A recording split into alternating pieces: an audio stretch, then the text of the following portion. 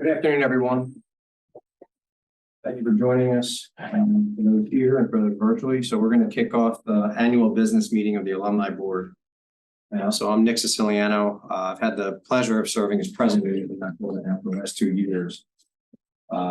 Really excited about the work that our colleagues have done on the board.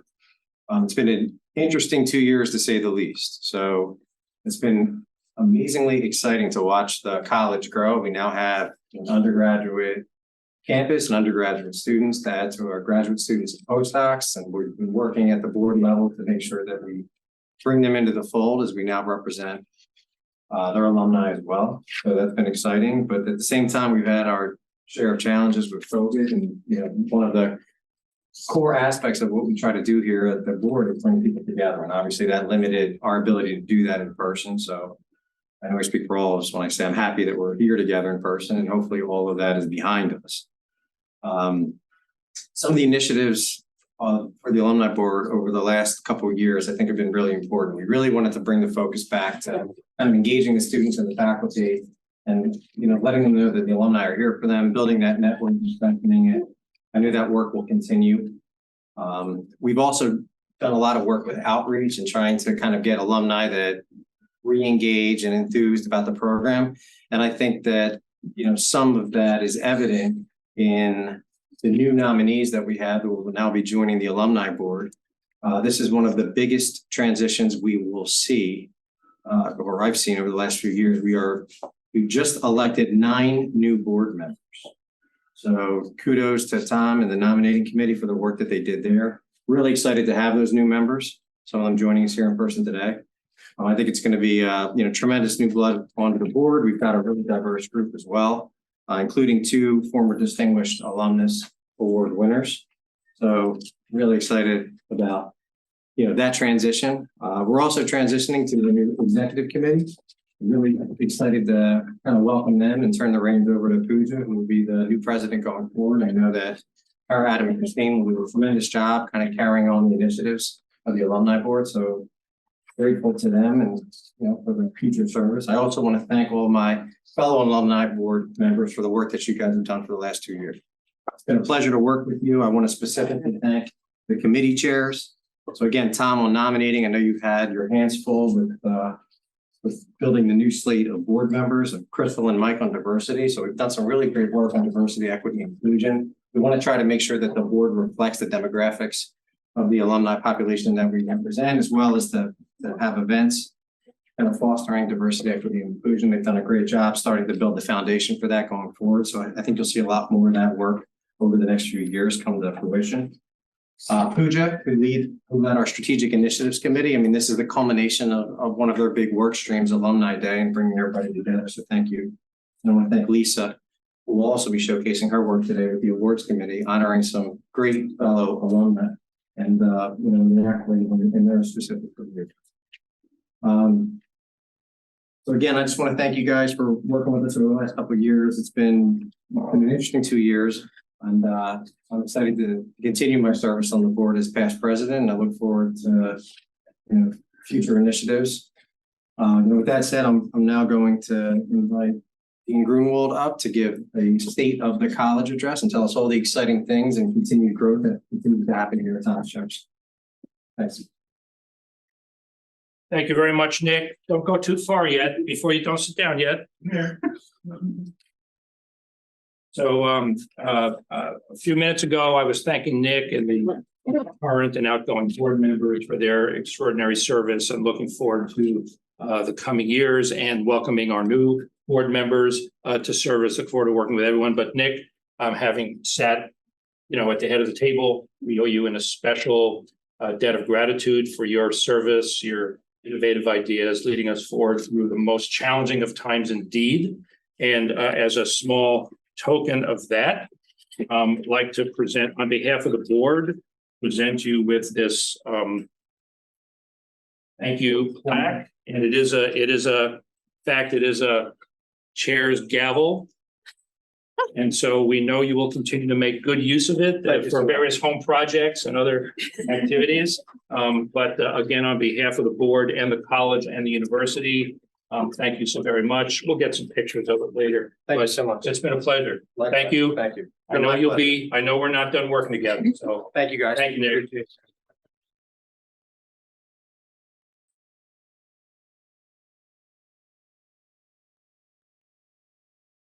So indeed, thank you to the board and thank you to the alumni for the opportunity to provide a brief update on some of the highlights of the year gone by, where we've been, where we are, where we're going. Offer some more thank yous and congratulations. And indeed, look forward to sharing with you lots of the highlights, but also setting the stage. We hope you'll all be back and more alumni. You're going to get lots of invitations over the coming year. We got a big birthday coming up. And so you probably remember 1824. That picture of what was once a theater became the home of Jefferson Medical College when it was first formed. So that's an engraving from 1825. But 2024 is the 200th birthday of us as an academic institution.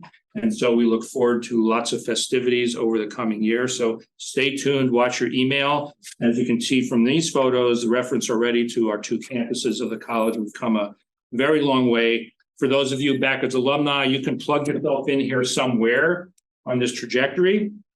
A couple of years ago, we celebrated the very first graduate degree ever given to Sonia Shore Sloan, who received a master's in bacteriology in 1950, was not only the first graduate degree recipient other than MD, but the first woman to have received a degree of any sort from Jefferson. Sadly, we lost her over the past year, but she just was a tremendous ambassador for pioneering roles in so many spheres of life, including her work at Jefferson. But you can all plug yourselves in here. And of course, the name of the college you were part of has changed over the years. I always like to say, I never order, everything's digital now, but I never used to order stationery more than 10 sheets at a time. But I believe will be the College of Life Sciences for some time to come. And indeed, those of you, we've had some conversations already. We're visiting back maybe for the first time in a long time. I want to put our college in perspective of the TJU of today. You see us circled there. We are one of 10 colleges and additional schools. We include the Graduate School of Biomedical Sciences under our umbrella. And so the campus and university has grown tremendously. I was musing over this slide from a year ago when I gave you some updates and just a couple of things I noticed. I think the number was about 32,000 employees, and now it's topping 42,000 with additional mergers and acquisitions, mainly on the healthcare side, of course. But nevertheless, a tremendous growth still of our colleges and schools with over 200 academic programs across all our colleges and divisions, continuing a wonderful success rate of placing our students once they complete their studies. I'll have more to say about the research portfolio specifically in a minute. That so much impacts the training of our students and fellows. But this puts things in perspective. If you haven't been back here in a while, it's not just the physical plant, but it's the mission and scale and scope of the institution that has really changed tremendously. Not the least of which is on behalf of our new CEO, Dr. Joe Cashone, I want to extend the welcome of the entire Jefferson enterprise, inclusive of the health system and the university, and just some information here. And since this is available, will be as a recording, I won't go through every detail, but I just want to share with you his leading the enterprise inclusive of the health system and the university. He brings a wealth of very high level organizational experience and great innovation. And I'll share with you, he himself is a cardiologist, but for many, many years, whether at Cleveland Clinic or Ascension Health, led very large organizations like Jefferson. And as we begin our strategic planning together, I think the message he has brought to us and as deans that we bring to our faculty and colleagues and members of the community, the goal is to empower everyone for the mission that we all want to accomplish together, to continue to integrate the growing large system to really bring value to our students, our patients, our fellows, our alumni. And in turn, when you're empowered, you're accountable. And so, I represent the college. to the university and to the community. And I continue to value your input as alumni, your ideas, your suggestions, bringing them forward as we go forward. And I want to share with you just one example. You might say, well, what's the plan? So there's a big plan, but this is one way of condensing it down. And looking back at that timeline I showed you, even of our college in the university context, if you want to think really big picture, where we've been, where we are, where we're going, we can talk about these three phases. Phase one, scaling up over the beginning a decade ago of really building a new Jefferson, both academically and with regard to the health system. I'll mainly, of course, focus on the academics. I won't really talk about the health system. And then phase two, the last few years coinciding, of course, with the challenges of COVID, to integrate what we built together and really bring it to optimum effectiveness. And indeed, phase three, now and going forward to our 200th birthday upcoming soon, to really optimize where we are, becoming, the largest health system. You can count the beds, different ways to measure in this area, a full comprehensive multi-campus university. And I'll really give you more details about the university. Our mission, our name may have changed over the last few years. Our mission has not as a college. We still are here to train tomorrow's scientific leaders today, whether there are students or fellows looking to work or continue in basic science, translational science, clinical roles, going into many other ventures, even outside academia, that will show you where they go. This is the foundation, training them to be leaders and training them for what comes tomorrow. I don't know about you, but one of these, I tell our new students every year that, raise your hand if you know exactly what you want to do. And some hands go up, and then we have our cautionary conversation. And I honestly tell them I'm still trying to figure it out, because if anything, the world is dynamic and evolving. And so our task is to prepare them for whatever path they go. The platform we built over the last few years, some of you are aware, to carry out the mission is really threefold for our college. Most of you would be familiar with the middle, recognizing who's here attending the session, which would be the old College of Graduate Studies. Our graduate programs, of course, very different in scale and scope than it was, which we continue to stand on as the Jefferson Graduate School of Biomedical Sciences. That is our graduate division based in Center City. You've heard mention of East Falls. I'll share a few more details, but we established this as a platform for our faculty and students and programs as a department of biological and chemical sciences at our East Falls campus. And of course, it'd be led by our Associate Dean for Postdoctoral Affairs, Lisa Kozlowski. Indeed, this office, which is, yes, sits within the college administratively, but serves the entire postdoctoral trainee population across the entire growing Jefferson enterprise. So this is our organization that we stand upon, and we probably have, therefore, the broadest portfolio of those 10 colleges and more schools, from four-year bachelors, as you'll see, to post-baccalaureate, to master's, to PhD, to postdocs, and everything in between. We do that with a dual campus footprint. If you most again of you, I know your programs of which are alumni, you're those of you here today familiar with Center City. So you see it here. If you haven't had the chance ever to visit, you probably visit East Falls if you've been to Fairmount Park or East Falls neighborhood. You've been there, but you certainly haven't been to the campus. And I think we just have a lovely combination of urban and suburban on the edge of Fairmount Park campuses to bring a diversity of experiences and student lives to our trainees. If you haven't been there, I urge you to visit. Academically, we, under our own college, of those 200 plus programs, over 10% of them are ours. We have some 24 different programs you see listed here, again, from undergrad to certificates to masters to PhD, and our postdoctoral training and our MD PhD program. I won't go through the details. Some of you will recognize your alma mater programs here. The names may or may not be the same, but they continue to grow and evolve.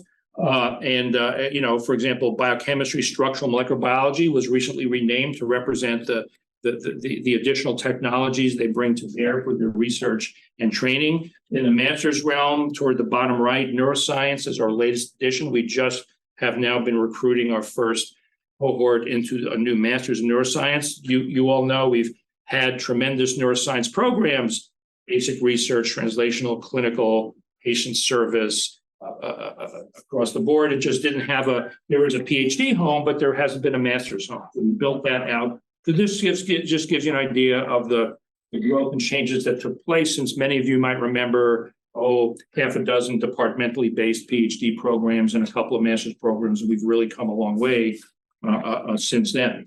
As we evolve, the deans and the colleges are always challenged to keep looking ahead and developing new strategies. So I just wanted to share with you that indeed with new enterprise and university leadership, these are the 8 goals that are common across university to every college. So we interpret this through the prism of our own mission of training tomorrow's scientific leaders tomorrow. And again, I won't go through every one, but it ranges from the models of profession-based education to really optimizing the student experience, giving unique offerings to our students. And many of while you see traditional names on some of those academic programs, we're always evolving new opportunities for the students as we foster a community of scholars, a very connected community. We are very intentional about diversity, equity, inclusion, and have made great strides there within our college as well as the university, continue to do so. And we think of ourselves as a campus without borders. We really have a global outreach, and we are always seeking additional. It is, after all, Jefferson enterprise, inclusive of we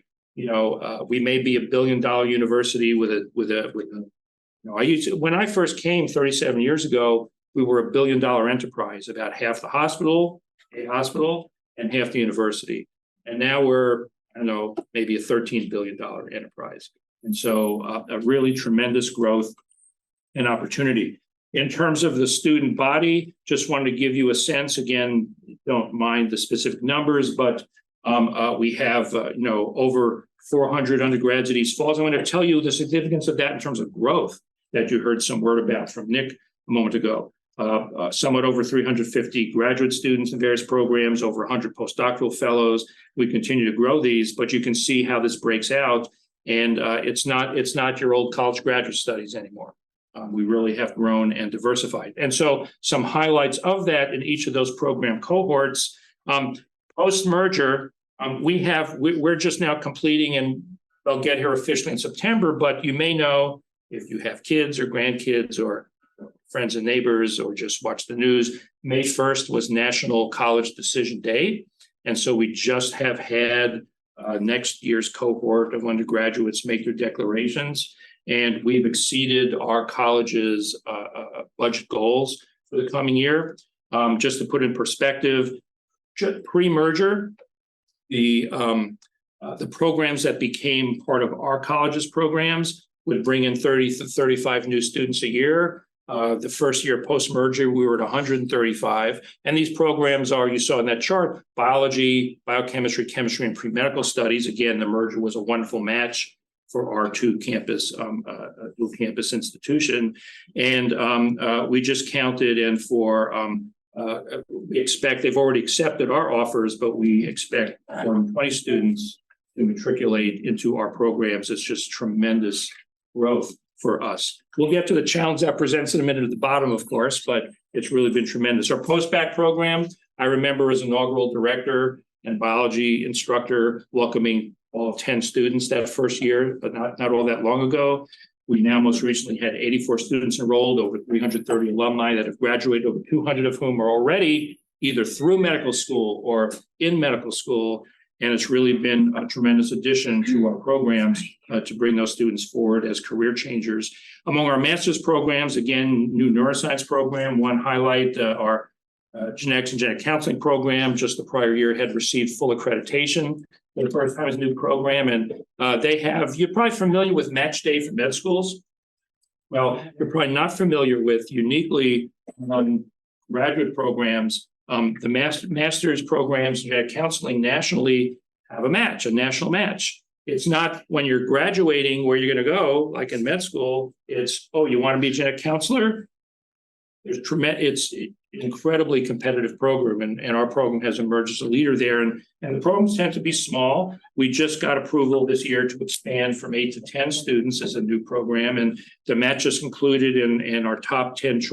We just filled the slots right away with 10 outstanding students joining us in the fall. So just give you an idea, in the master's realm, between that and new areas such as neuroscience where we're going. PhD programs continue to grow and expand and evolve their curriculum and research training. We're especially proud of some of the outcomes assessment we've done, as indicated here, a 10-year analysis. The most recent full analysis was 2012 through 2021 for 10 years of outcomes, with a retention and completion rate of 92%, meaning either already graduated or working to graduate still, and that 8% attrition is so far beyond the national average. The national average for all PhDs, including humanities and such, is quite low. But even in life sciences, nationally, the Council of Graduate Schools reports it as about 63% or so. So we do quite well there. And of course, as we get from the highlights of the challenges, number 5 is a highlight, but addresses a challenge. We continue to make investments in our infrastructure. We received this year $5 million of capital improvement funds from Jefferson to retrofit, rebuild, and modernize our research and teaching laboratories at the East Falls campus that serves our wonderfully growing enrollment. At the same time, we continue to hire faculty and improve facilities through capital funds and philanthropic gifts. We seek additionally, of course, more scholarships and fellowships for our growing numbers of students, and really want to continue to move to achieve. We called it the merger thesis. Why did we merge together those 200 or so programs we have? There's all kinds of mergers. Most mergers are an apple and apple. You make a bigger apple, then you get out your paring knife and you know what happens. It's not what happened here. This was a merger of 2 strong, well-established, each with almost a 200-year independent history, but a complementary merger. And I could literally count on one hand the number of programs that overlapped between the campuses. And so it really was a unique merger that has become a model in academia today, and we're very proud of that. And so, but we continue to work on ways to meet our growing enrollment and support the students and get them engaged between the campuses, undergraduates coming here for grad courses and research, postdocs and grad students here going there to get some teaching experience, faculty to collaborate in research. We do it all, but we're looking to do it more. But it's also been a tremendous year. It's not just about numbers, it's about quality students and about people. And I can't thank enough the staff that I have that helps me and the college do what we do every day. And I wanted to acknowledge 2 of my senior colleagues whose wisdom and support are just invaluable to me, both in terms of national recognition that was just recently received. So first, I hope you join me in congratulating Lisa Kozlowski, who just a few days ago received the National Postdoctoral Association 2023 Distinguished Service Award at its meeting held here in Philadelphia, in fact, for her pioneering sustained contributions to the postdoc experience. And you see some details there of the things she really has done and continues to do in support of Jefferson's outstanding and growing postdoc. So Lisa, congratulations. And Carol Beck. Carol is our Associate Dean for Master's Program. Her field is pharmacology.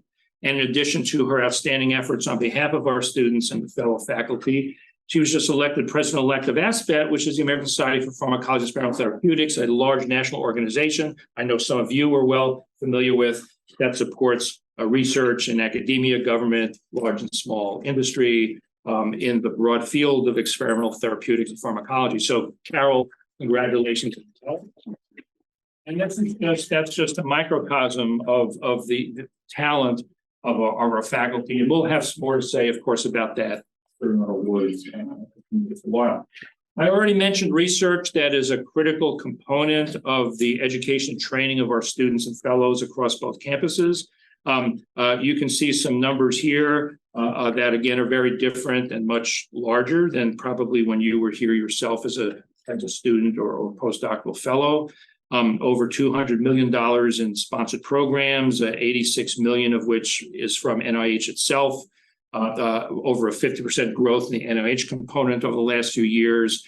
Over 300 clinical research, along with the enterprise and Jefferson's health system, continues to grow, servicing our over 8,000 students in this regard. across our programs, many patents, many grants, significant increases each year in this area.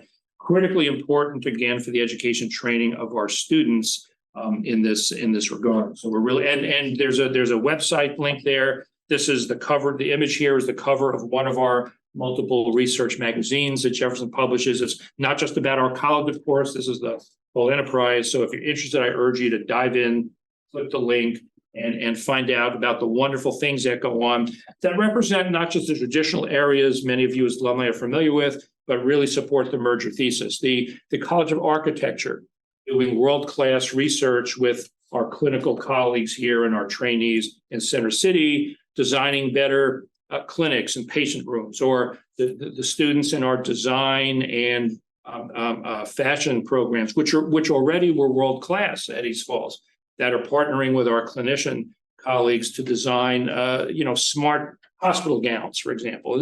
These are just a couple of many, many examples of the merger thesis in action. So I urge you to find out more about that. The university is moving ahead full steam. You may know, and this is drawn here as an artist's conception, but a whole new research building will be going up that will connect with the Blumley Life Science building.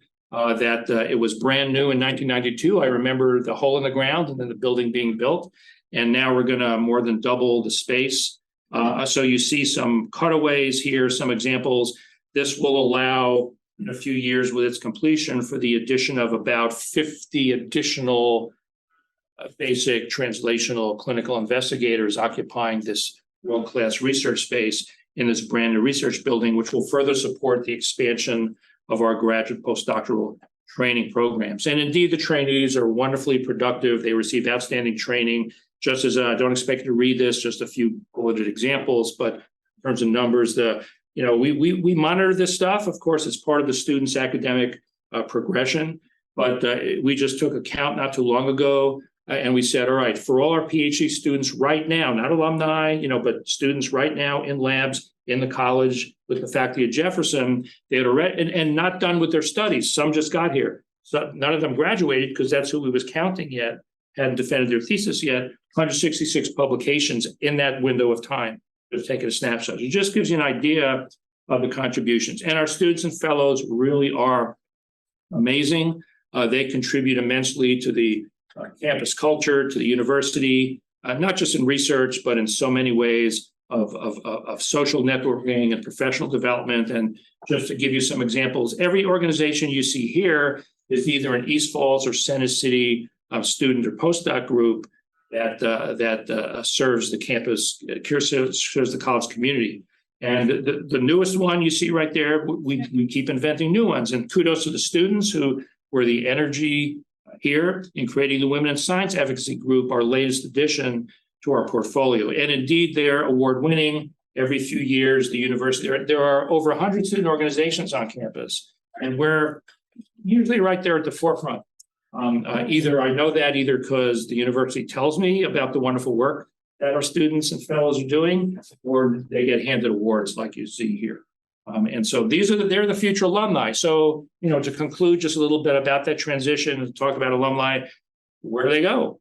As I said earlier, the mission is training tomorrow's scientific leaders today, no matter what realm of professional activity they will move towards. And so many, of course, the PhD graduates go on to postdocs, but you just see a bullet list here of an incredibly diverse array from large pharma to biotechs, pharma companies, CROs, academia, government, nonprofits, patent firms, local, city, regional agencies. They go everywhere and bring their talent and expertise. And just some examples of recent destinations. I think some of you will probably recognize. Either you work there or that's your company, or just gives you some examples of and so it's part of my way of saying thank you to you as alumni. Where they're going, that's you, whether it's business or academia or big pharma or biotech, government service, nonprofit sector. That's you, that's alumni. And we can't thank you enough for the opportunities you give them. And indeed, I want to thank you. This is just a snapshot. If you go to the Alumni Affairs website, you can find some wonderful recordings there of these are just some examples of the last few years of Distinguished Alumni Award recipients. And we'll be introducing some new ones to you in just a moment. And yes, yes, we have fun too. So the Alumni Association is meant to be an opportunity to get together professionally and socially. And again, when the alumni ask me, what can we do for you, the college, for the students, for the fellows? I talk about networking. I talk about serving as a role model. I talk about helping them understand the pathways, the opportunities, the breadth and depth of what they have to look forward to, and hearing your stories about how you got there. And so again, I thank you. This is just one snapshot from an article from one of our publications a few years ago. It was entitled Beyond the Bench, but it means what it says. Our students, plus, we think of it's part of their training for Beyond the Bench, professionalism, leadership, universal skills, as leaders yourselves in whether in academia, the clinical realm, our business. It's not just the lab bench. It's not just what you learn sitting in a classroom. It's so much more. That's a part of what we do. The university contributes to this, but alumni make an incredible contribution to this. And I know many of you do come back, whether it's in person or virtually. And again, thanking Lisa, as well as the alumni board, for many of you joint programs together that emanate the coordination out of Lisa's office for our students and fellows. So if you're seeking opportunities to be more engaged or get engaged, this is the way. And we welcome you to do that. And because we're still growing, and this doesn't count this year yet. So with all our growth at East Falls, continued growth in Center City, by the end of the month, I'm going to plug in new numbers into that last, bar there in the 2020s. So we got a long way to go till 2029. And already that's just the last couple of years, doesn't count this year. So that number is going to jump even more. And I'm sure we'll break the 1,000 mark. Each year we've added more and more and more alumni, each decade, more and more alumni to your network and your organization. So thank you for all that you have done, will continue to do as we build that network. So if you want to learn more, I urge you, there's lots of places to explore. If you want to know about the academics I barely touched on, follow the academics link for our college and the others. If you're interested in the research going on, you can click right there. And of course, if you're interested in learning more about events and opportunities to become engaged with alumni affairs, there's a third arrow that tells you exactly where to click on the website. So with that, I probably took too much time already, but I want to thank you for the opportunity. You probably know that's my friend Phil Graham. You probably know post-merger, we also acquired national championship sports teams, NCAA Division II. They're absolutely wonderful across different fields. The teams are the Rams, so we're the Philadelphia Rams, and that's Phil the Ram, our mascot, my good friend. And we like to refer, therefore, to ourselves as the Ramily, right? The Jefferson Ramily. So I'm a member, you're a member, we're all members, everybody on campus, our alumni, we're all members of the Jefferson College of Life Sciences Ramily and the university. So thank you for being here today. Thank you for doing what you do that allows everything I just briefly described to be possible. Happy to answer any questions, or certainly in our when we network and spend time together later, I look forward to some good discussion. So thank you.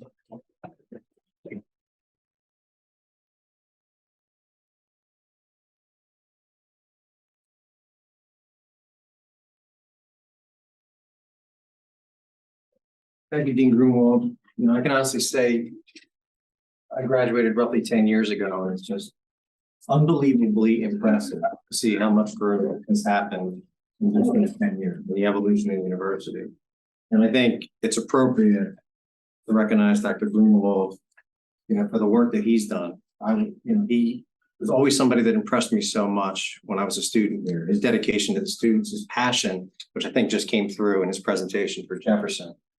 And everything that Jefferson strives to be, it's really embodied by you. So thank you. I think it's appropriate to recognize.